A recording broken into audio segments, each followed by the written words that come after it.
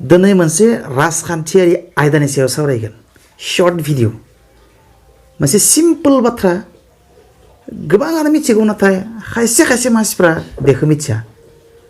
स' नैबे भिडिअआ खुब सिम्पल आरो गोबां मिथियै मानसिफोरनि थाखाय इम्पर्टेन्ट जागोन बियो बे जाबाय मोनसे पलिटिकेल साबजेक्ट मानसिफ्रा सोरनो भट होयो मायबा लकसभा मायबा रायजो सभा मायबा बिधान सभा एसे मायबा मायबि माने मानसिफ्रा किसुमाना बहुत हुस मोनखाङा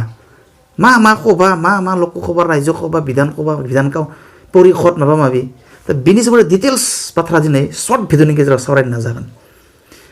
थारमाने इन्डियानि जि सरकार सोलायनायनि खान्थि बेखौ होनना बुङो इंराजियाव पार्लियामेन्टारि फर्म अफ गभर्नमेन्ट संसदारि सरकार होननानै बुङो डेम'क्रेसिया मोननै बे जाबाय पार्लियामेन्टारि फर्म आरो मोनसे प्रेसिडेन्सियेल फर्म आमेरिकाफोराव प्रेसिडेन्सियेल फर्म अफ गभर्नमेन्ट जायो सोलियो जोंनि इन्डियायाव पार्लियामेन्टारि फर्म अफ गभर्नमेन्ट जायो जों दाना इन्डियानि सोमोन्दै सावरायनि पार्लियामेन्टारि फर्म अफ गभर्नमेन्ट इन्डियायाव सोलियो आरो इन्डियायाव मोननै बुस्थु सोलियो बेखौ डुवेल पलिटि होननानै बुङो मोननै रोखोमनि सरकार थायो बे जाबाय मिरु सरकार आरो रायजो सरकार मोननैनिबो स्ट्राक्चारा समान समान आं स्क्रिनाव होलांबाय थागोन नोंथांमोना स्क्रिनाव मोजाङै बुजि मोनगोन मिरु सरकारनि स्ट्राक्चारखौ बुजियोब्लानो रायजो सरकारनि स्ट्राक्चारखौ बुजिगोन मानोना एखे दाना नायनि जोङो फार्स्टआव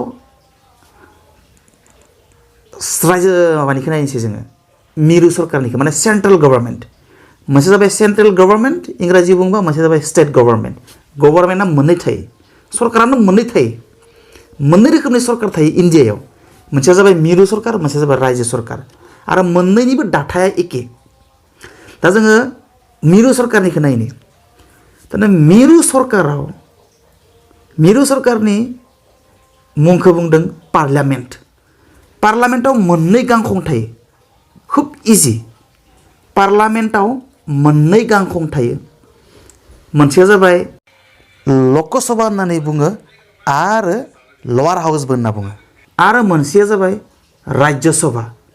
एबा आपार हाउसबो होननानै बुङो एबा पार्मानेन्ट चेम्बारबो होनना बुङो बेखौ आरो लकसभाखौ टेम्परारि चेम्बारबो होननानै बुङो दाना जोङो नायनि बे पार्लियामेन्टनि मोननै गांखं मोनसेया जाबाय लकसभा मोनसेया जाबाय राज्य सभा दानिया जोङो बै लकसभानि मेम्बार्सफोरखौ जोङो भट होनानै सायख'नो मोनो रायजो राजाफ्रा नाथाय बै राज्य सभानि मेम्बार्सफोरखौ सोद्रोमाफोरखौ जोङो भट थुनानै जोङो सायख'नो मोना आरो बे पार्लियामेन्टआ इलेक्सन जायो बै पार्लियामेन्टनि इलेक्सनाव जाय राजखान्थियारि हान्जाया जाय पलिटिकेल पार्टिया बांसिन सिट लानानै देरहानो हायो बै माने पलिटिकेल पार्टियानो सरकार दानो मोनो जेरैबायदि दा पार्लियामेन्टआव माने बिजेपिया बांसिन सिट मोननानै सरकार दागासिनो दं आरो जाय पार्टिया सरकार दागोन बै सरकार दानायनि लिडारखौनो प्राइम मिनिस्टार फाथिनाय जायो बे जाबाय पार्लियामेन्ट किन्तु राज्य सभानि मेम्बार्सफोरखौ जोङो रायजो राजाफ्रा आं नों साधारन मानसिफ्रा भट थुनानै सायख'नो मोना बिसोरो इनडाइरेक्ट इलेक्सननि हेफाजाबजों बिसोरखौ राज्य सभानि मेम्बार खालामनाय जायो माने बै एसेम्ब्लिखौ दायो फैगोन आङो माने राज्य सरकारनि एमएलएफोरा बिसोरखौ सायख'यो राज्य सभानि मेम्बारफोरखौ दाना जोङो मिरु सरकारनि लकसभानि मेम्बार्सफोरखौ जोङो भट थुनानै सायख'नो मोनो राज्य सभानिखौ जोङो मोना दानिया जोङो राज्य सरकारनि सोरखारखौ रायज्लायलायनि बिनि स्ट्राक्चाराबो एखे राज्य सरकाराव मोननै गांखं थायो मिरु सरकारनि बायदिनो एखे राज्य सरकारावबो मोननै गांखं थायो मोनसेखौ बुङो लेजिस्लेटिभ एसेम्ब्लि एबा बियो लवार हाउस एखे आरो मोनसेखौ बुङो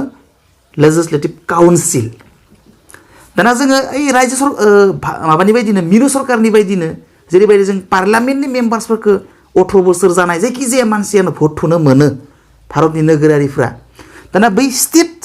गभर्नमेन्टनि बेलायावबो जोङो बै लेजिस्लेटिभ एसेम्ब्लिनि मेम्बारफोरखौ मेम्बार अफ लेजिस्लेटिभ एसेम्ब्लि माने एमएलए बै एमएलएफोरखौ आसामनि भारतनि जायखिजाया नोगोरारि जाय 18 बोसोर जादों एबा 18 बोसोरनि बारा जादों बिसोरनो भट थुनानै सायख'नो मोनो आरो बिसोरखौ सायख'नानै मेम्बार अफ लेजिस्लेटिभ एसेम्ब्लि खालामो लेजिस्लेटिभ एसेम्ब्लिनि मेम्बार खालामो माने एमएलए खालामो दाना आको जोङो मा बे रायजो सरकारनि मोननै गांखं थायो होनना बुंदों आङो मोनसेया जाबाय लेजिस्लेटिभ एसेम्ब्लि आरो मोनसेया जाबाय लेजिस्लेटिभ काउन्सिल दाना बै लेजिस्लेटिभ काउन्सिला खिन्थु खायसे स्टेटफोराव गैया जेरैबायदि जोंनि आसामाव लेजिस्लेटिभ काउन्सिल गैया जोंनि आसामाव लेजिस्लेटिभ एसेम्ब्लिसो दं बिहार महाराष्ट्र उत्तर प्रदेशफोराव अन्ध्र प्रदेशफोराव तेलेंगानाफोराव मोननै गांखं दं मिरु सरकारनि बायदि जेरैबायदि मिरु सरकाराव लकसभा आरो राज्यसभा थायो स्टेट सरकारावबो स्टेट गभर्नमेन्टआवबो लेजिस्लेटिभ एसेम्ब्लि आरो लेजिस्लेटिभ काउन्सिल थायो किन्तु माखासे स्टेटफोराव दा इन्डियानि माखासे स्टेटफोराव मोननै गांखं थाया जेरैबायदि आसामाव गैया 7टा स्टेटआवल' माने मोननै गांखं दोङो माने जम्मु एन्ड काश्मीराव दङमोन दा जम्मु एन्ड काश्मीरा स्टेट नंलिया बे इउनियन टेरिटरि जाबाय मोननैयाव गावस्रानानै बामाव दङ तेलेंगाना आन्ध्र प्रदेश बेफोराव दं उत्तर प्रदेश बेफोराव दं बेफोराव मोननै गांखं दं स्टेट गभर्नमेन्टआवबो मोनसेया जाबाय लेजिस्लेटिभ एसेम्ब्लि मोनसेया जाबाय लेजिस्लेटिभ काउन्सिल जाय स्टेटफोराव स्टेट गभर्नमेन्टनि आन्डाराव मोननै गांखं दङ स्टेट एसेम्ब्लि आरो state legislative council state legislative assembly आरो स्टेट लेजिस्लेटिभ काउन्सिल बै स्टेटफोरावबो बै लेजिस्लेटिभ एसेम्ब्लिनि मेम्बारफोरखौल' नोगोरारिफोरा भट होनानै सायख'नो मोनो नाथाय लेजिस्लेटिभ काउन्सिलनि मेम्बार्सफोरखौ भट होनानै सायख'नो मोना आरो जोंनि आसामावथ' लेजिस्लेटिभ काउन्सिल गैखायानोखा जोंनि आसामाव लेजिस्लेटिभ एसेम्ब्लिसो दं मानिखायनो एमएलएफोरसो दङ माबा लेजिस्लेटिभ एसेम्ब्लिनि एमएलएफोरसो दं खिन्थु लेजिस्लेटिभ काउन्सिल गैखायानोखा जोंनि आसामाव आरो गोबां स्टेटआवनो गैया मात्र 7टा स्टेटआवल' 7टा स्टेटआवल'सो लेजिस्लेटिभ काउन्सिल दं जोंनि आसामावबो लेजिस्लेटिभ काउन्सिल गैया लेजिस्लेटिभ एसेम्ब्लिसो दं आरो बै लेजिस्लेटिभ एसेम्ब्लिनि मेम्बारफोरखौ एमएलएफोरखौ जोङो जायखिजाया भारतनि नोगोरारियानो जुदि 18 बोसोर जादोंब्ला बा बिनिख्रुइ बांसिन जादोंब्ला बियो भट थुनानै सायख'नो मोनो थारमाने जोङो खननै भट होनो मोनो मिरु सरकाराव खनसे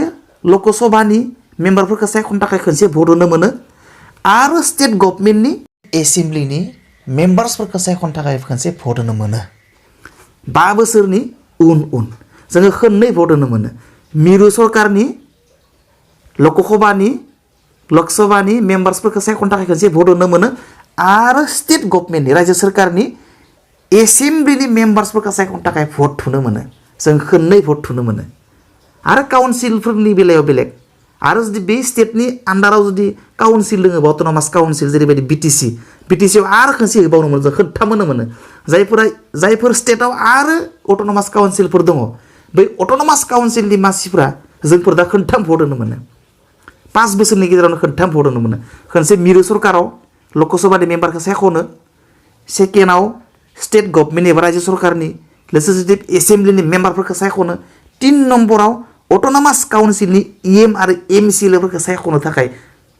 भट थुनो मोनो जोङो खोनथाम होनो मोनो जायफोरा अट'नमास काउन्सिलनि सिटिजेन खिन्थु जेनेरेलि अट'नमास काउन्सिलाथ' गोबां स्टेटआवनो गैया जेनेबा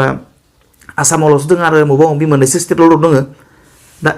बै अट'नमास काउन्सिलखौ गारनानै भारतनि सिटिजेनफोरा 5 बोसोराव खननै भट होनो मोनो मिरु सरकारनि थाखाय खनसे रायजो सरकारनि थाखाय खननै भट होनानै फार्स्ट खनसेयाव स्टेटआव एमएलए सायख'नो थाखाय भट होयो मेम्बार अफ लेजिस्लेटिभ काउन्सिल नङा मेम्बार अफ लेजिस्लेटिभ एसेम्ब्लियाव मेम्बारफोरखौ सायख'नो थाखाय भट होयो आरो मिरु सरकाराव लकसभानि मेम्बारफोरखौ सायख'नो थाखाय भट होयो खननै भट होनो मोनो नोंथांमोना बुजिबाय जानांगौ स' बेबायदि आरो इलेक्सन प्रसेसनि सिस्टेम माबायदि सायख'नाय जायो रायजो सभानि एमपिफोरखौ लकसभानि एमपिखौथ' खोन्थाखाबाय भट थुबानो जायो दा प्रेसिडेन्टखौ माबायदि सायख'नाय जायो भाइस प्रेसिडेन्टखौ माबायदि इनडाइरेक्ट इलेक्शननि गेजेरजों सायख'नाय जायो इलेक्शना मोननै डाइरेक्ट इलेक्शन इनडाइरेक्ट इलेक्शन डाइरेक्ट इलेक्शना जों भट होनो मोननायानो डाइरेक्ट इलेक्शन इनडाइरेक्ट इलेक्शना मा बुस्थु जेरैबायदि प्रेसिडेन्ट भाइस प्रेसिडेन्ट बिसोरखौ इनडाइरेक्ट इलेक्शननि गेजेरजों इलेक्शन सायख'नाय जायो बैनि सिस्टेमनि सोमोन्दै सोरबा मिथिनो लुगैदोंबा थख' इयुननि भिडिअ'आव नोंथांमोना मोनगोन जुदि कमेन्ट होयो नैबे भिडिअ'नि कमेन्ट बक्सआव लिरहरो अब्लाना आं बे भिडिअ'नि सोमोन्दै डिटेल्स होनो नाजागोन थ' नोंथांमोना बुजिबाय जानांगौ बाय बाय